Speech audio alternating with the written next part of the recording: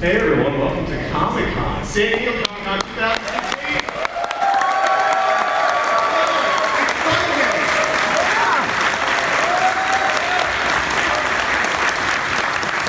Oh my God!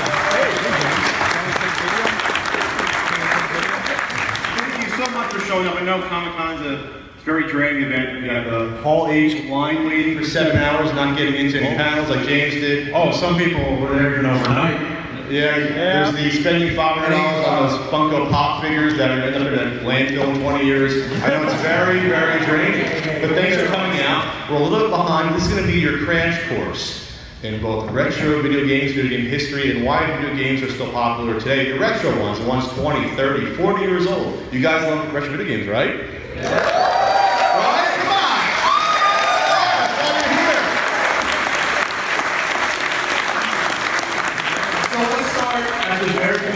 The beginning of video games. It was 1962. Space War was created at the Massachusetts Institute of Technology on a PDP-1 mini computer. It was basically like two different ships, needle and a wedge, and around the gravity field in the middle.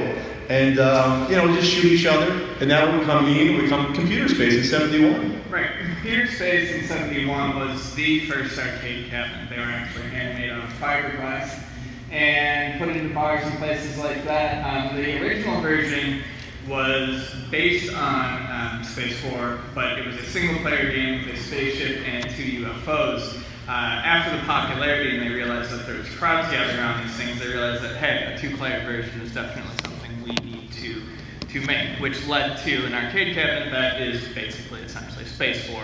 And then we have Ralph Baer, who is basically the grandfather of video games. Give it up to Ralph Baer. He passed away. He's in the top right.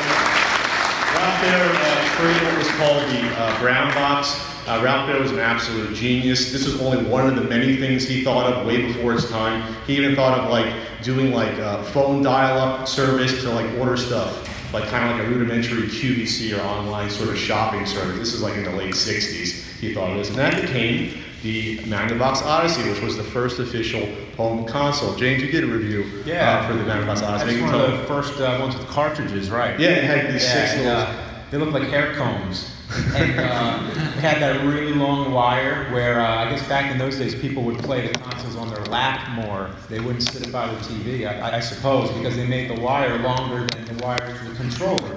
And it had the overlays where you put them on the screen and you have that little cursor highlight that you move around. And that highlight, how you move that around, it has that analog feel. Can you describe how smooth that is when you move it? Yeah, so it's like the controllers, which are really similar to what Ralph Baer is holding up there for the prototype. They're dials and it moves it both vertically and horizontally. And it came with these gels that actually stuck on your TV due to the static electricity to give it quote-unquote graphics. So it's just very strange. Yeah, but it had the gun too, which was literally the rifle. A rifle. It wasn't like a little orange-looking thing. So Pong comes out in '72 in the arcades, the bottom right, and was a huge success, massive success. One of the famous stories was that after it was put in arcades, within a day, they called up the guys that was Bushnell and Al Alcorn, and hey, this is garbage. This machine doesn't work. And the reason why the machine wasn't work, it was full of quarters. The whole machine was full of quarters. So they knew they were onto something. So that led to the home console version of Pong.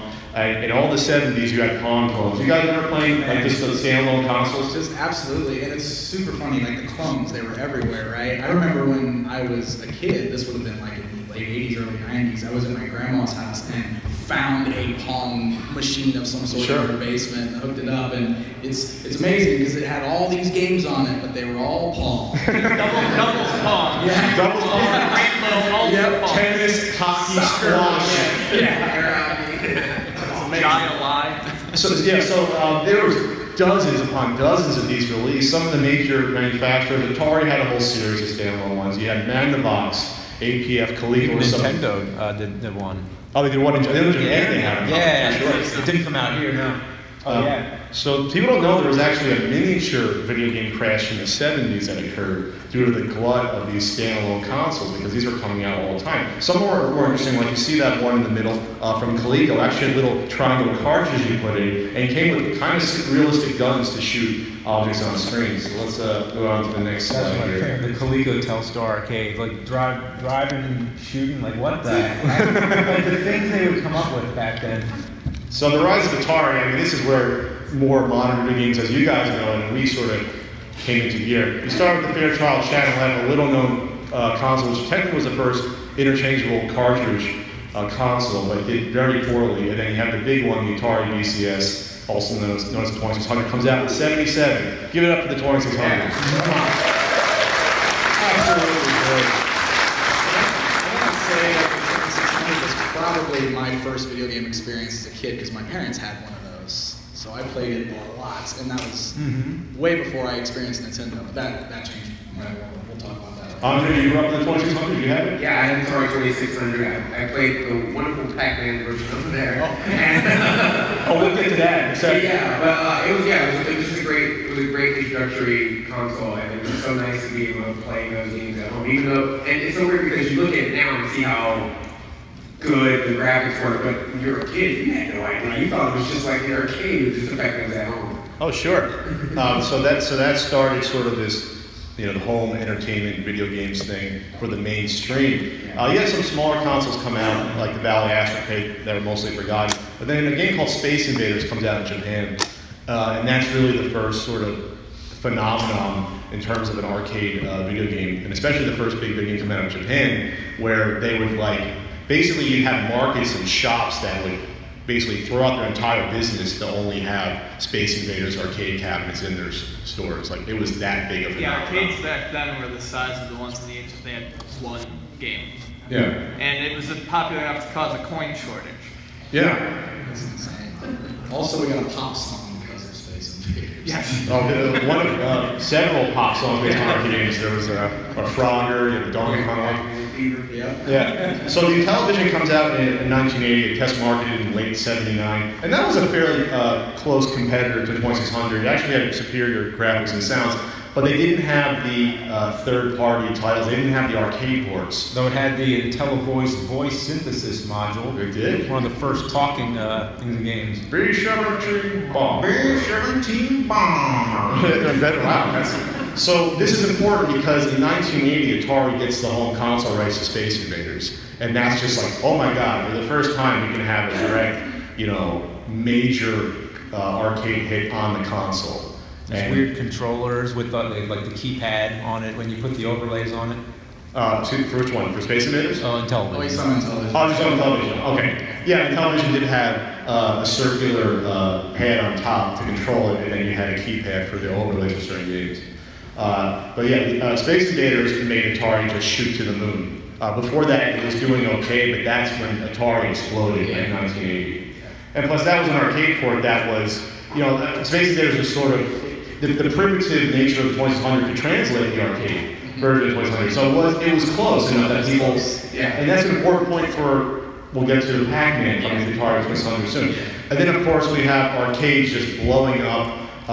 Because arcade games previous to this were more centered on space shooters, and they really didn't have cute, colorful characters, and all of a sudden, they come about. You got stuff like Cubert, a round ball who swears with a large elevator.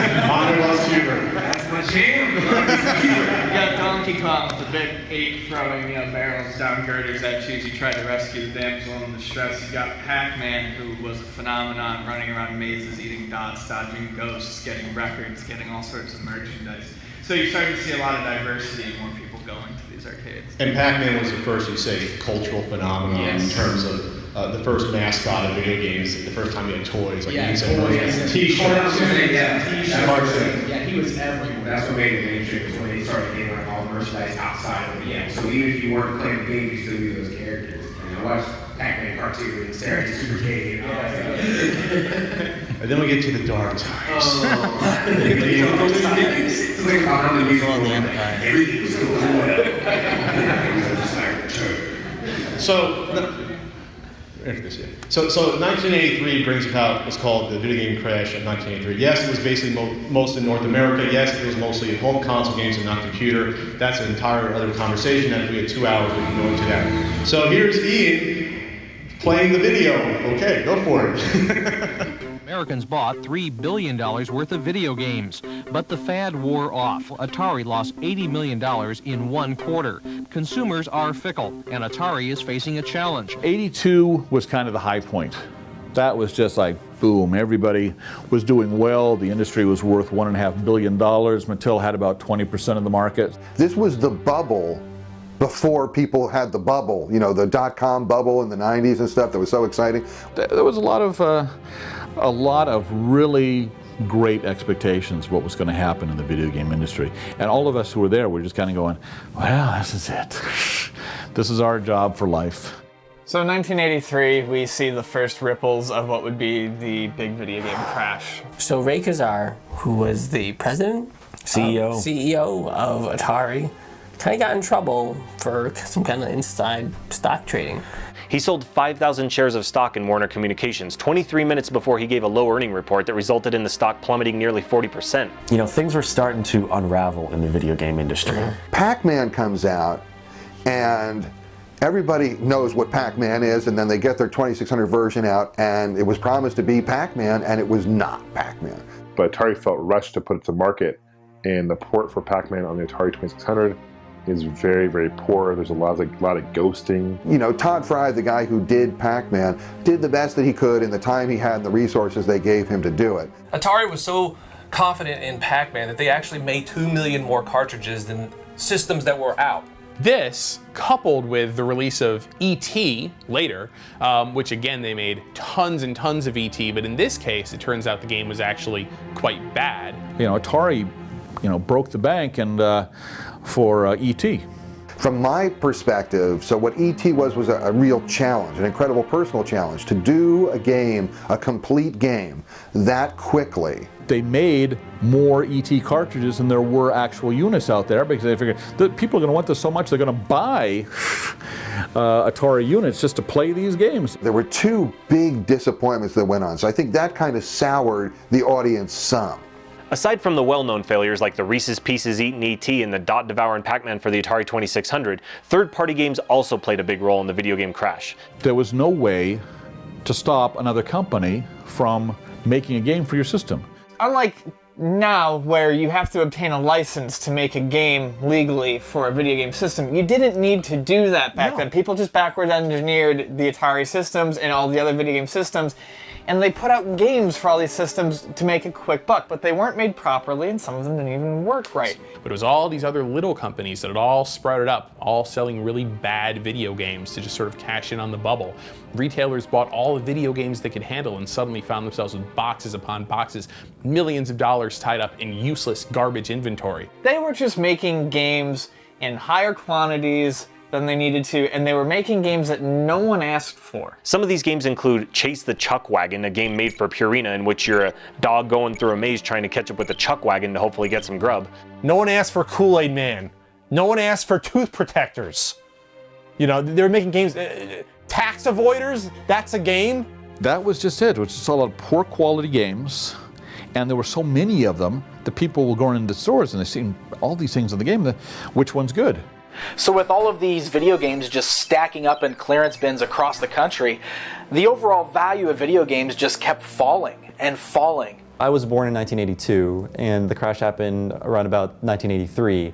I was not aware of this. I just knew that as a kid, my first system was a 2600, and for some reason, all the games were only $1. Everyone was getting into the market, and the consumer felt, for the most part, screwed. Right. And people started to just move away from home console games. You not only just have all these games coming out, but you have a glut of hardware. Hardware that no one's buying. 82 had about 5 different systems released. So all these companies were getting into the business, and it seemed like everybody was, you know, something had a division. You had the Vectrex, you had the 5200, you had the ColecoVision, you had all these new systems that just come out. And so now, not only you have the consumer caught up in this video game fad, They have to decide what system to get, but now what games to get for those systems? It's a crapshoot. As 1983 drew to a close and we started moving into 84, the video game market had completely crashed in on itself. The companies like Atari, Mattel, everybody just sort of bails out. They're like, whoa, we can't make these video games anymore, nobody's buying them. I mean, Atari totaled $500 million in losses this year, this 1983. That's terrible. That's humongously terrible. After November of 1983, it was just like, it's like a ghost town up there. It's like person in cubicle, empty cubicle, somebody laid off, empty cubicle, somebody laid off, empty cubicle, and then another guy who's still working there. People thought that video games, a video game console, was a transitory product. It was something that was going to go away because it was just, they thought, just something to get people from owning nothing in their home to owning real computers. The games you would get on a computer would generally be much, much better than the games you would get on a console. That'll do your video games, but then you can also write checks with it, or you can store your kitchen recipes. This is what they always told people to get them to buy computers in the early 1980s. Tons of systems, garbage games, consumers don't know what the hell's going on, starts to crash. Video games are dead, Ian. Alright, well that was a segment from the video game years, which we've all appeared on except for Andre. Yeah. Get on there, Andre. We gotta get on there. But hey, at least we learned our lesson from this and it'll never happen again. Never happen again. No more bubbles, no more crashes. But a phoenix rises from the ashes. You ever heard of that ET game, James? Well, I think the whole thing about the ET game and how it was buried in the landfill with a bunch of other games, that whole thing, which was never actually a myth, it was documented back then, but there was something about it that brought it to this like mythical status.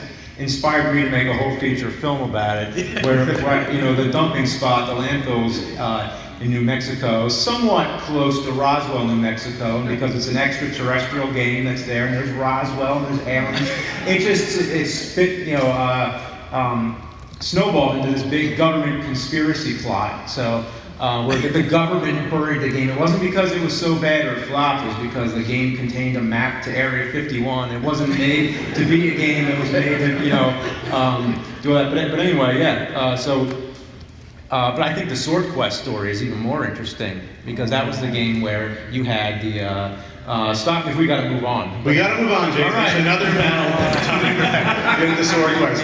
So Nintendo's there to pick up the broken, smashed pieces of the video game economy in North America. So in '85, they released their US version, North American version of the Famicom family computer, which had come out in '83. They test marketed in the New York major metropolitan area in October '85. It does well enough that it starts rolling out nationwide in '86 somehow, because there was absolutely no faith put into it at all. And it was just a team of people, including good old Howard Phillips, going out and setting up themselves the demonstration units at FEO Schwartz stores and in malls in northern New Jersey and New York City. And somehow they sold it just hey, come over, try this video game, try this. And that's how they sold it. Well, I think it's kind of cool the way they did it too, because they added things like Rob the Robot and the Zapper and all that stuff, and they sold it as a toy. They said, this isn't video games, it's a toy. Entertainment system. Yeah, whatever that means. That's how they got retailers to start carrying it again, because they were all afraid to carry video games after the crash. So I just love that. It's like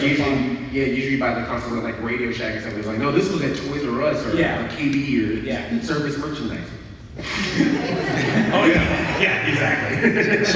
So while this is going on, there are PC and Apple home computers picking up steam in sales. Ian, you had an Apple II.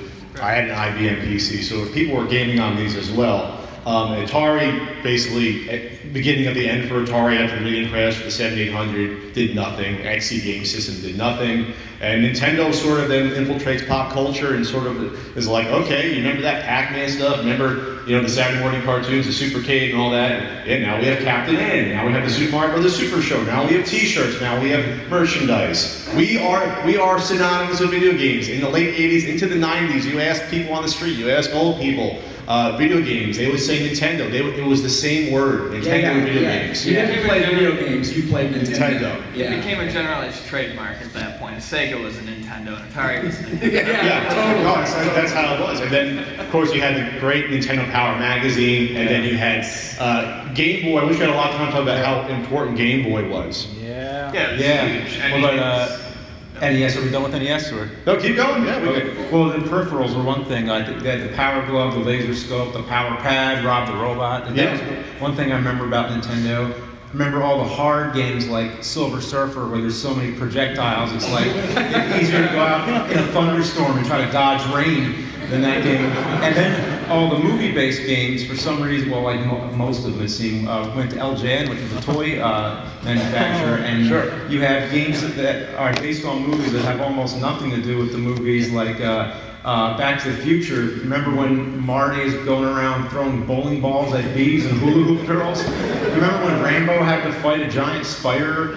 Or Jaws, when you have to sail back and forth and collect shells? I'm a lot of scorpions. But on the positive side, Nintendo did start up a dozen different properties that time. Super Mario Brothers, Legend of Zelda, Kirby. And these still persist today and are still popular. I like to always point out to people that one of the reasons why the NES is still regarded as sort of like the retro game console is because the evolution from Nintendo and Atari 2600 was just big enough that now these like cartoon characters. These aren't just blocky pixels anymore. Exactly. You can make out Mario, the princess, Toadstool, Bowser, Link. It's just one step above that. Now it's like, wow, this is what's advertised in the box, basically. Yeah, absolutely.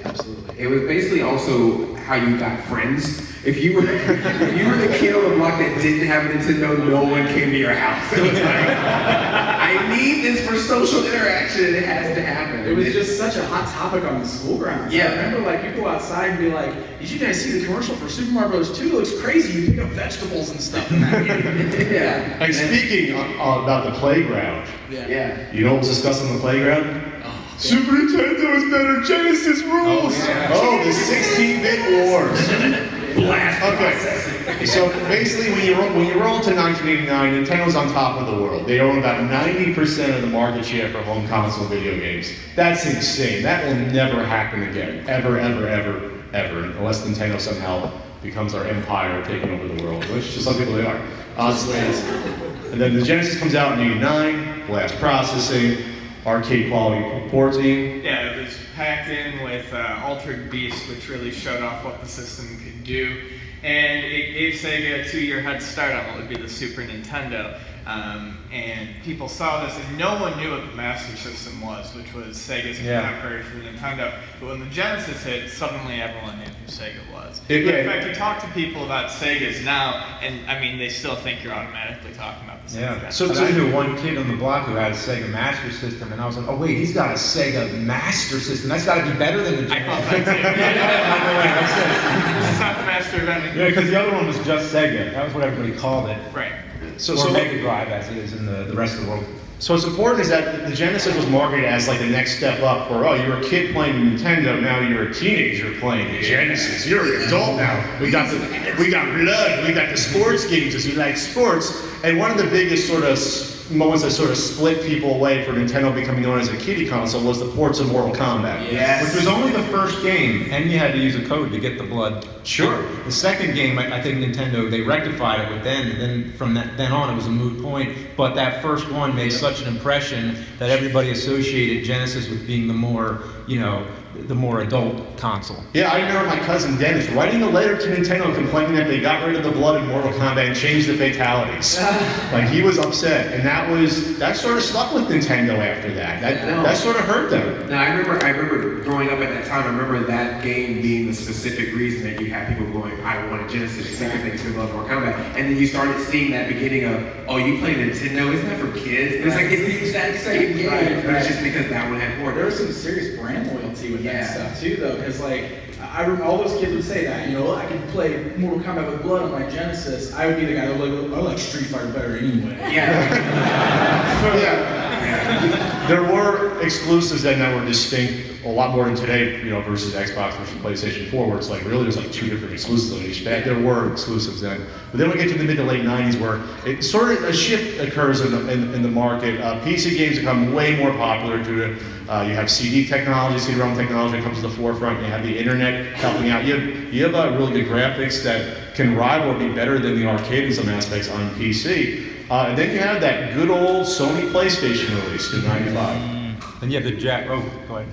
And that sort of bridges the gap between it starts to bridge the gap between the arcade and home. A perfect example of that would be something like Ridge Racer, which was used to launch the Sony PlayStation, which was a very popular racing game in the arcade, and you got almost that exact experience at home. You started to see 3D fighters on systems like the Sega Saturn. You could actually take Virtua Fighter home, and suddenly some of the things that the Genesis and the Super Nintendo, which were still selling at the time, didn't look as impressive. It didn't help that in an effort to try to catch up, at least on Sega's part, they started releasing all of these add-ons. The Sega CD, the power-based converter so you could play your old games, and then the 32X, which was a giant cartridge-based misstep on their part.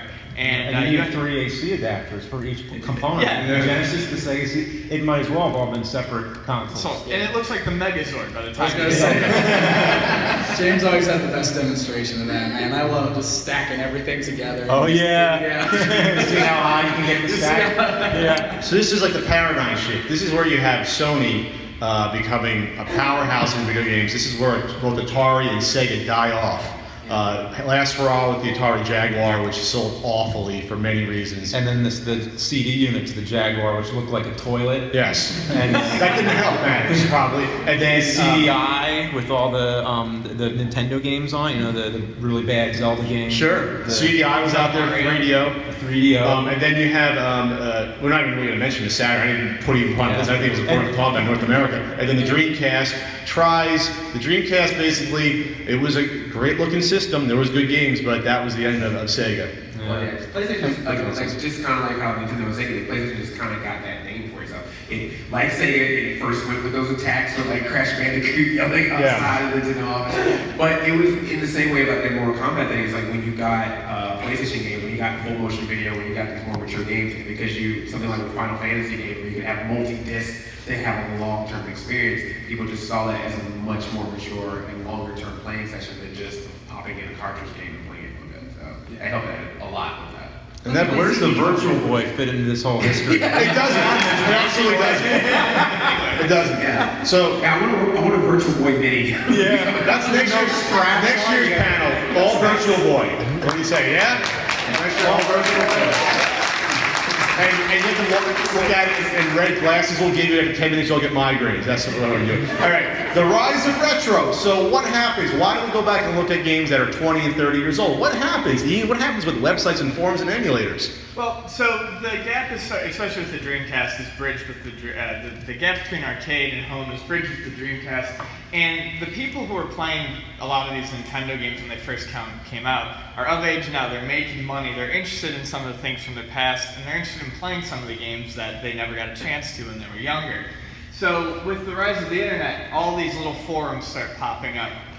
And people start discussing these games, trading them, going to flea markets and buying them in the very late 90s because there's just a glut of them everywhere. And people realize that, hey, there's something to this. These play experiences are very easy to get into. They're very pick up and play.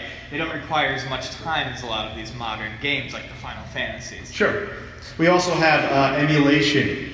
Dirty word, but hey, that's how I got back into playing old games. Ian, many other people playing one of the first big NES emulators. Part of the name Nesticle was one of the first big ones. How about MAME, multi-arcade machine emulator? What? You can play arcade games on your computer? That like blew my mind. I was playing arcade games that I maybe played like once or twice at the local theater. You know, yeah. One of my friends, he built like a whole. It looked like an arcade machine with 4 controllers and everything, and he's literally like, pick a game, any game. And I was like, Turtles in Time. Boop. It's like right there. You could play it arcade style right at his home. It was insane. Sure, and Nintendo kind of does a tippy toe into it in 2006 with the Virtual Console, making a wide variety of older games available on the hugely popular Wii, including other, not even Nintendo consoles you can play. Genesis, TurboGrafx, I mean the Super Nintendo, all those are represented. Sure. So and that introduced people, I mean, that only propelled the collecting aspect and the boom and interest in retro games. Who had heard of a TurboGrafx before then? Some people, obviously, but a lot of people. For a lot of people, that was their first introduction. And the first introduction to a lot of these older games came in the form of social media and, of course, YouTube. Certain individuals helped make retro gaming a little more popular around 2006.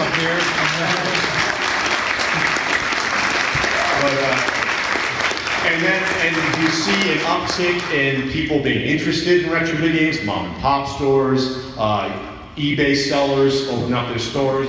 The prices really start ticking up significantly, I'd say around 2006 for the first time. And then you have clone systems that start to come out.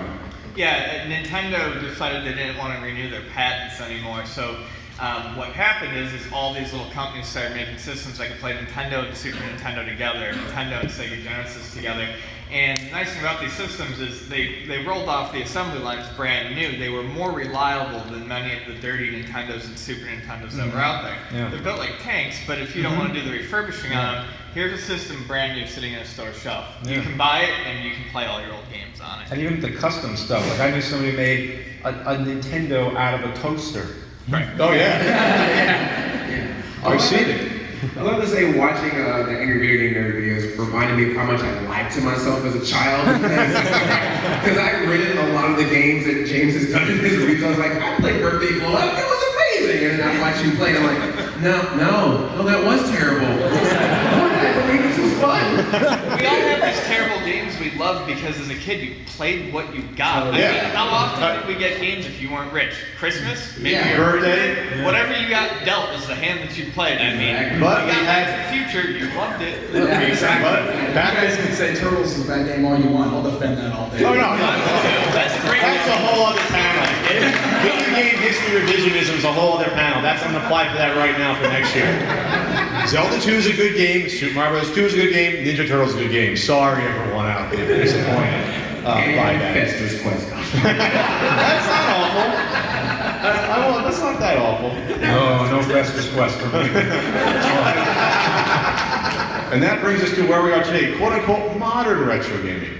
Indie games, a lot of the most popular indie games now have an 8-bit and 16-bit aesthetic, like Shovel Knight. A lot of people say it's because it's easy, but it sells. I mean, that's the aesthetic that sells. Most of them are 2D side scrollers trying to kind of do something new with what we knew, but also really recapture that nostalgia market. And prices for like the consoles and the games are now reaching astronomical height. Once was a time you could go to a flea market and buy Nintendo for $5-10. Sure. Now you're going to be paying 50, 60, 80, 90, depending on the condition and which model it is. Games, I manage a video game store here in San Diego called Luna Video Games, and games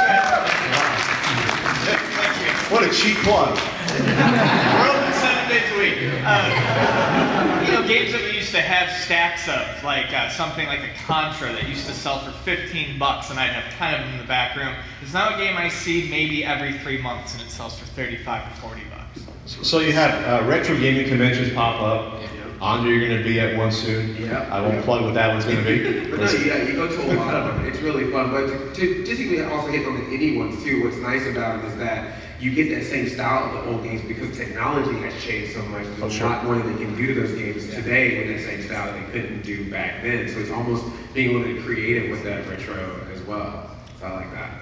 And Game Shovel Knight's a great example. It's also, speaking of selling games, Andre and I both co-acted together in one scene, had a cameo in my film, Angry Video Game Nerd, the movie. And there was a scene where the nerd is working at a video store, and I tell you how bad this game is, and you buy it anyway, and that's sort of the way things are. Like, I've actually had video store owners tell me, that, you sold so many bad games here, because people come in, after you explain how bad the game is, they come in and they want to buy the game now. After your movie, I went from having like 2 stacks or 3 stacks of 10 ETs each at both stores to none. 0.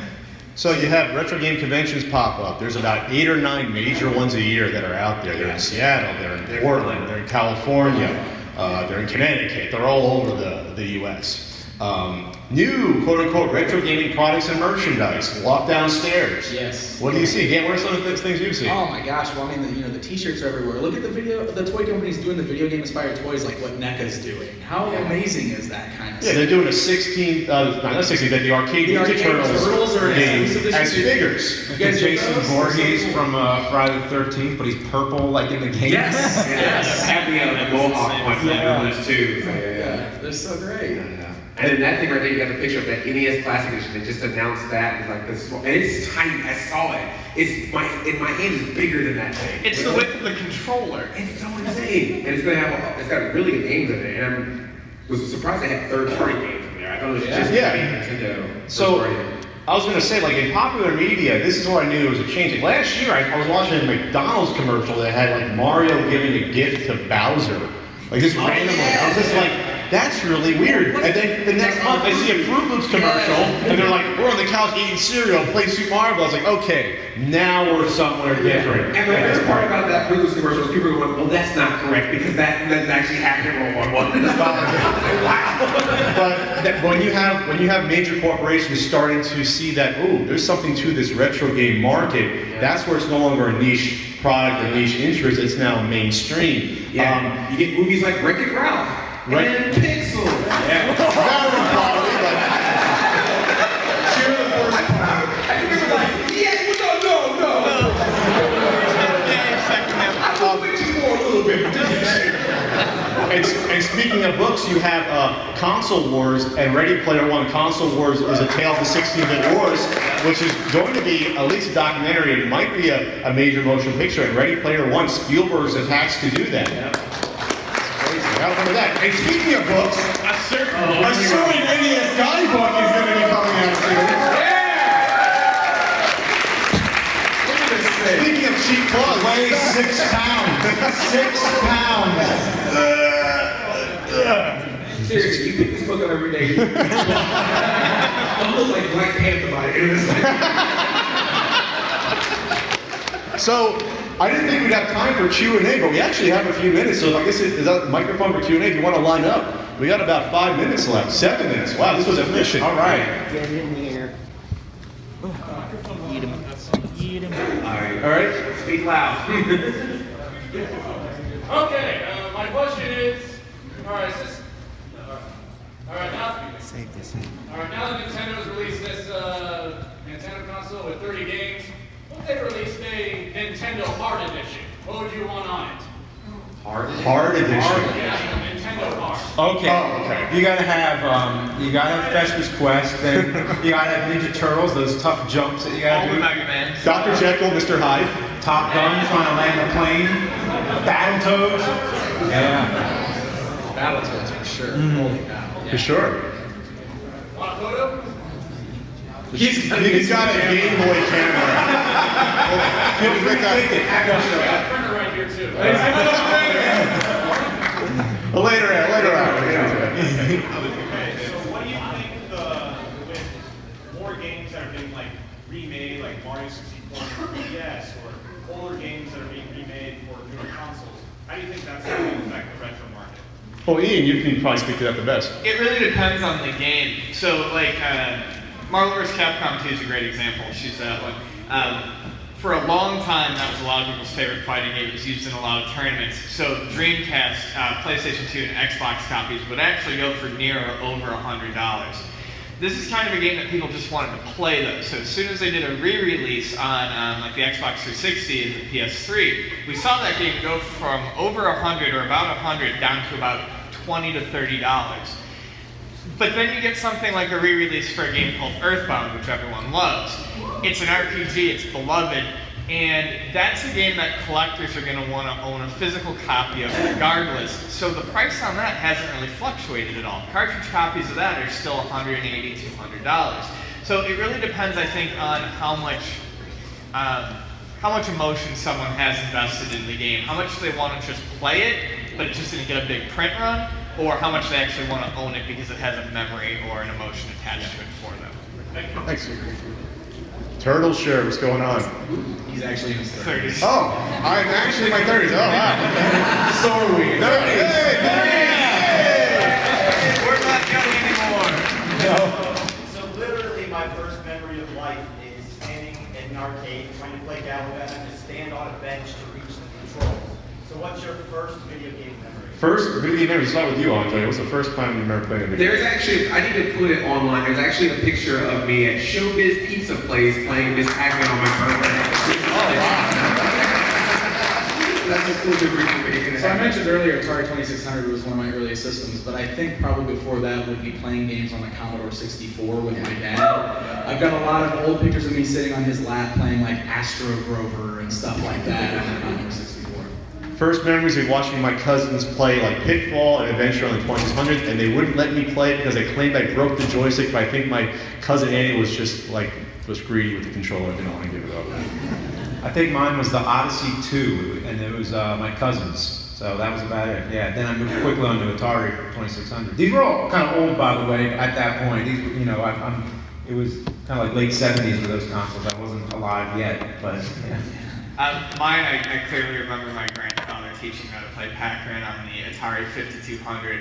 I have a huge love for the 5200 for absolutely no good goddamn reason. Trying to play Pac-Man on a 5200, I mean, the joysticks don't auto-center, so it's just like moving a sloppy noodle around. But that's my first memory. Did you ever use the door on it? The big like cabinet that they had? Yeah, no, my grandparents were like insistent on putting the controllers back in the cabinet. Oh, not beers. All right. Yeah. How you doing? Hi, so I was just wondering, obviously retro gaming stuff is still very strong and it doesn't look like it's going away anytime soon. So I wanted to just get your guys' opinions on what happened a couple of days ago when Sega announced Sonic Mania and how it's essentially like Genesis. Yeah. Well, but they've re-released games like that before. Like they try to go Sonic's after. not a re-release. It's new zones, but old zones rearranged. But they've tried to tap in before, like Sonic 4. They've tried to tap into that aesthetic And before. they couldn't even finish it. Yeah. They got halfway through it. That's actually Sega, I think, throwing in the towel and realizing, okay, we're going to stop trying to force bullshit down people's throats. Give them what they want. We are nothing but a nostalgia generator at this point.